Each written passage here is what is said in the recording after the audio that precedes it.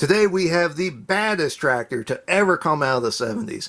This is an International Harvester 1568 tractor. It was made by Ertl in 1/16 scale. Now this is number 3 in the Precision Elite series, and it is an awesome tractor.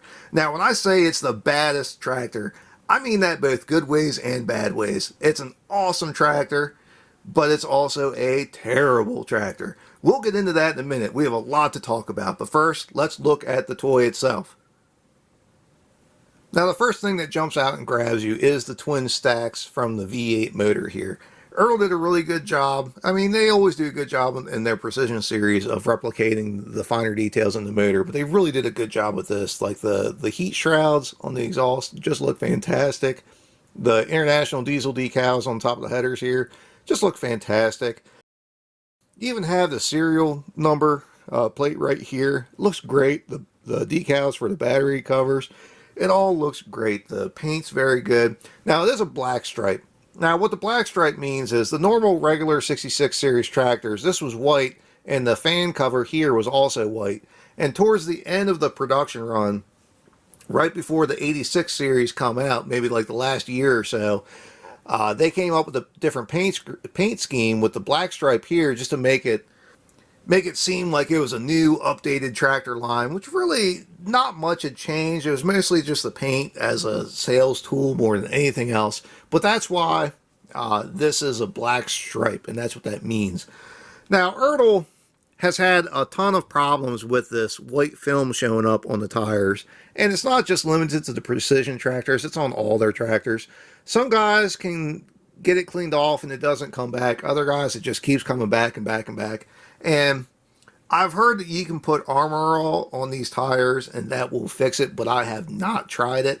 So I can't say I'd recommend that because I haven't done it myself, but I have heard that. This does come with a full rack of suitcase weights, which are pretty cool. They're individual weights, but they're still in the box. Ertl just does such a good job with the finer details on these Precision tractors. They really do. If you come around to the back side here, you can see you have all the detail that you show between the PTO, the dual PTOs, I should say, dual remotes, and the 3-point hitch. Now, there's always been a little bit of drama as to whether or not you should take these Precision toys out of the box, and this is a good argument why you should. You can see the 3-point arm here is cracked, and if I had opened this up and it was brand new, I probably could have exchanged it for another one, but this tractor is probably about 5 years old at this point, so any exchange is not going to happen. That's just unfortunate, but it is what it is. I mean, it's not really taking anything away from the model, but I guarantee you if I tried to move this, I would break it. But overall, just like the rest of the Precision tractor lines, this is just great. It really is. One of the best parts of these Precision tractors is the operator stations, because Ertl does such a good job with them. Like, everything is there that should be there, and a lot of it is movable. Like the throttle there, that's movable. You got your gear shifters here. The pedals are movable. The parking brake down here, that's a little teeny lever, that's movable too. It's hard to see, but the key is even in it, which is awesome. You got your 2 remote lines here. You got your PTO lever here, your 3-point and your draft controls over here. All of it's there. It's really, really well done. All your gauges on the dash are there. You even have your International Harvester, that silver, I think it's blue, red, and silver logo here on the steering wheel. That's really cool and really well done. Something else that's also interesting about this particular series, if you press on the fuel cap, the fender lights, the flashing lights come on, your headlights light up, and you have 2 little lights in the fenders here. 2 little headlights there that also light up. I'm not a terribly big fan. Some guys love it, some guys hate it. To me, it's just something else I gotta take out. Like, I'm not going to leave the battery in there because I'm sure in 5 or 10 years it's just going to be a gobbled up mess, you know, underneath of the tractor. So I'm going to pull that out. But it's a neat idea. Something else that's really cool that I love, you can see the inner dual here is the standard wheel for International, and on the outside you have the solid dish type dual, which is really cool. I love that they did that. It just looks really good to me. I'm a fan of the style, and I think it looks excellent, and it's really cool that the inner tire is right and it's dished in the way it should be for the duals to be running on the axles the way that they are. That's a really cool minor detail that you have to look for to see it. Now the tractor does have a little bit of steering to it. It's in there and it sort of almost works. I think if you really wanted to, you could get a better range of motion out of it, but I don't want to break it. And there's always been a little bit of quality control issues with these precision tractors nowadays. It used to be they were all pretty consistently very good. Now it's like hit or miss whether you're going to get one that's complete and in one piece and all that. Like your little some people call it a handrail. It's not really a handrail.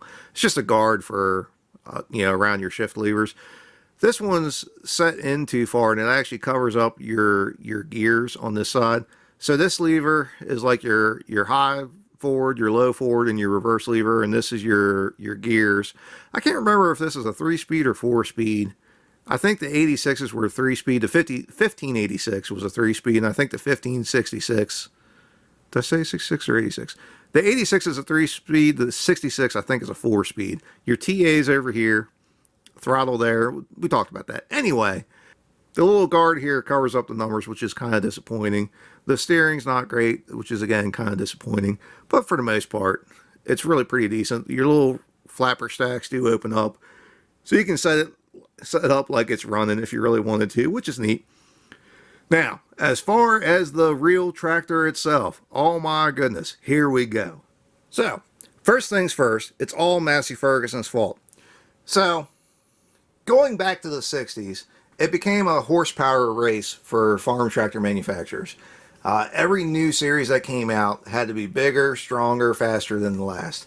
And Massey Ferguson decided to take a Perkins V8 and put it into their, let's say 1100, no, it was 1150 tractor. And it was a decent tractor, to be honest. I mean, they took a good, decent tractor and they upped the horsepower by quite a bit. And it was all-around decent tractor. Not without its faults, but it was decent.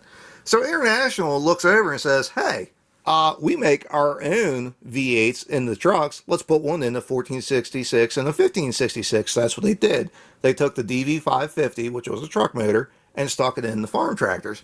Now, on paper, it sounds great. Yeah, we're competitive. Yeah, we got a V8. Yeah, we got the twin stacks. This thing looks beefy as all get out. In reality, it was not a great idea. So what do we know about V8 motors versus a 6-cylinder?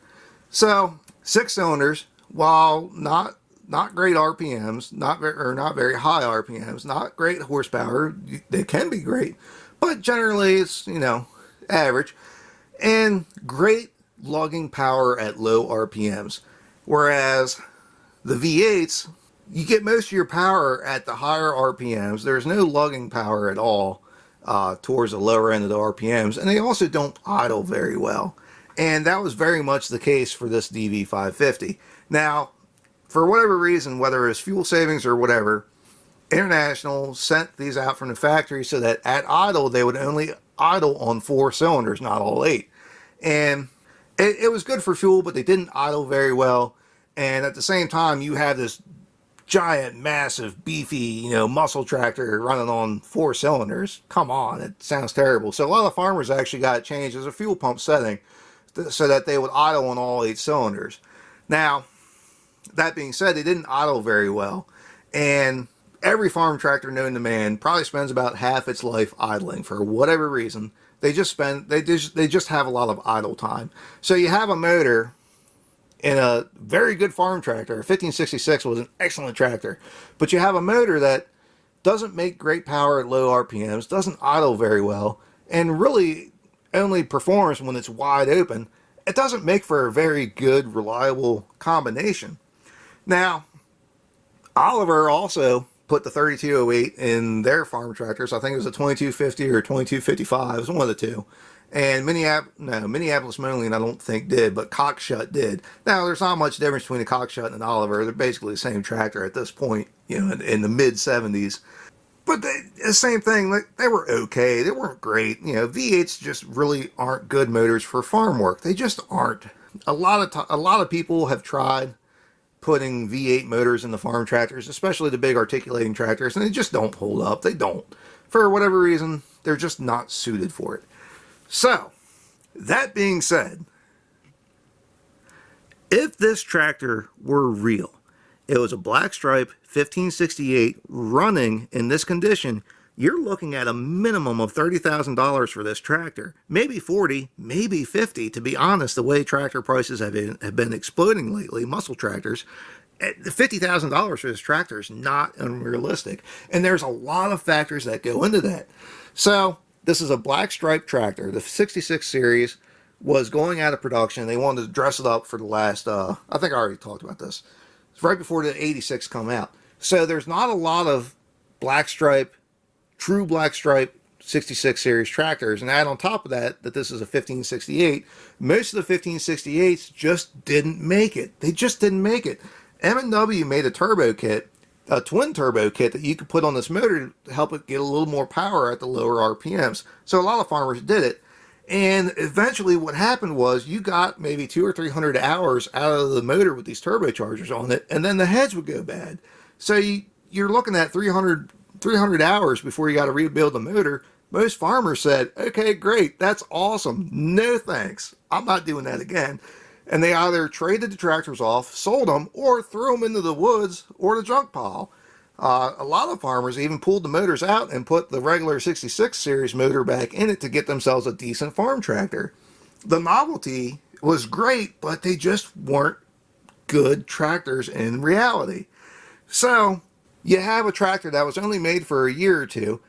You have a motor that most of them got junk. They never sold well to begin with. So, to have a low-selling, bad quality tractor that's running in this shape, that's probably $50,000 all day, to be honest, which makes it really interesting. At one time, these tractors were like $4,000 or $5,000, you know, if they were running, because nobody wanted them. And now it's completely the opposite. So if you got one of these things sitting in the fence row, you could probably put $15,000 into it, and that's a sound investment because it's going to sell. Anyway, that's all I got for this. If you have any questions or comments, feel free to ask. If there's anything you'd like to see, let me know. I might just have it. If you'd like to see the rest of what I got, please subscribe to Maryland Construction Diecast, and thanks for watching.